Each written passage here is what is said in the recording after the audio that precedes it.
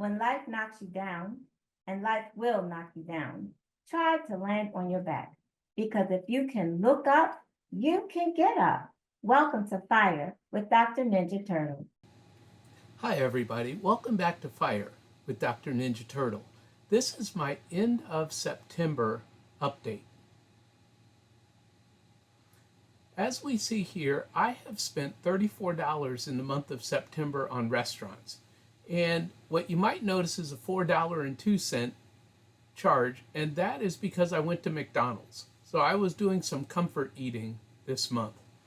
Also, you can see that I spent $161.74 on my puppy. That is acceptable spending to me. So as you can see, I spent $102 on gas. I did quite a bit of driving this month. And also only $250 on lawn care. We only had to have the guy mow the lawn once this month because it hasn't rained much. Also, I spent $75.09 on my testing monitor for my diabetes. So that's two, that'll last me a whole month for $75.09. I did not go to Sam's Club much this month, so I only spent $66.94. I have plenty of food that I normally buy from Sam's Club, so I did not need much this month. Remember, we're trying to stay as close to $900, if not below $900 every single month during the last few months of 2025. As you know, Walmart is my most expensive place where I spend the most money typically every single month. And this month I spent $528.78 at Walmart, because I bought some furniture from Walmart and some other items that I don't normally buy. So my total spending for September is $1,219.25. That's very close to the $900 goal that I have. And as you know, I just wanted to put this up there, that in the month of August I spent $4,043.53. Now, in August, I did travel on vacation, but as you can see, I have cut way back in an effort to pay down debt, which is my goal for the rest of the year. As you know, we are trying to pay down debt, and what I'm doing is I'm paying off my credit card first and then my line of credit. So, what did I do this month? I started the month with a credit card balance of $8,844.72. I paid on the credit card $3,532.88. However, I did have to use the credit card a little bit this month, as you saw at Walmart.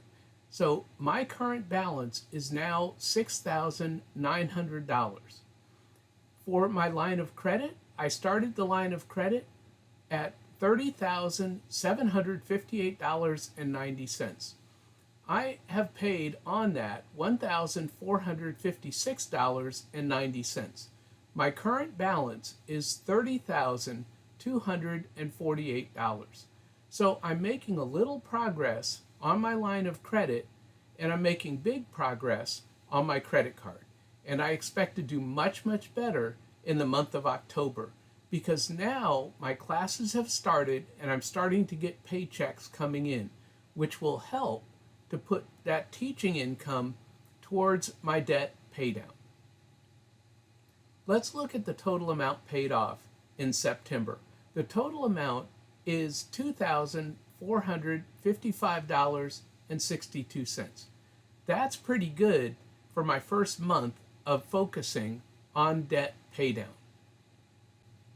Now let's look at the number of different payments that I put on my line of credit and on my credit card. So as you can see, I have put a lot of money in every week on my credit card. Every chance I got, I put some money on that credit card to pay it down. But I also spent some on the credit card. Also, you can see that I put 4 payments on my line of credit. I'm doing the same thing on both. As soon as I get a paycheck or any money in, it is going to go to pay those down, because I would like to pay down the entire 37,000 by the end of the year. That's my goal. But that means all of my teaching income for the rest of the year is going to have to go to pay that down. Now, let's look at how much my retirement accounts have improved over the last couple of years since I had a high savings rate and was putting a lot of money into my teaching retirement accounts. In September of 2023, that was 2 years ago, I had $40,000 in my teaching retirement accounts. Because of my high savings rate and my goal of saving 70% of my income every year, even though I didn't make the goal of 70%, it still paid off in that I have about $135,000 in my retirement account now. So I am building it back up, even though I lost money in other investments where I took money from my retirement account before 2023, and that's why it's so low. And I lost money in investments. Well, I'm building that money back up, and I just have to write off those lost investments. Lastly, I wanted to give you the current update of my savings rate at the end of September of 2025. I am down to 40.72% from where I started earlier in the year because I'm not putting money into savings. I'm using that money to pay off debt. And as I mentioned in just a prior little short video, is that I did not calculate my brokerage account, and I also did not calculate my high yield savings account.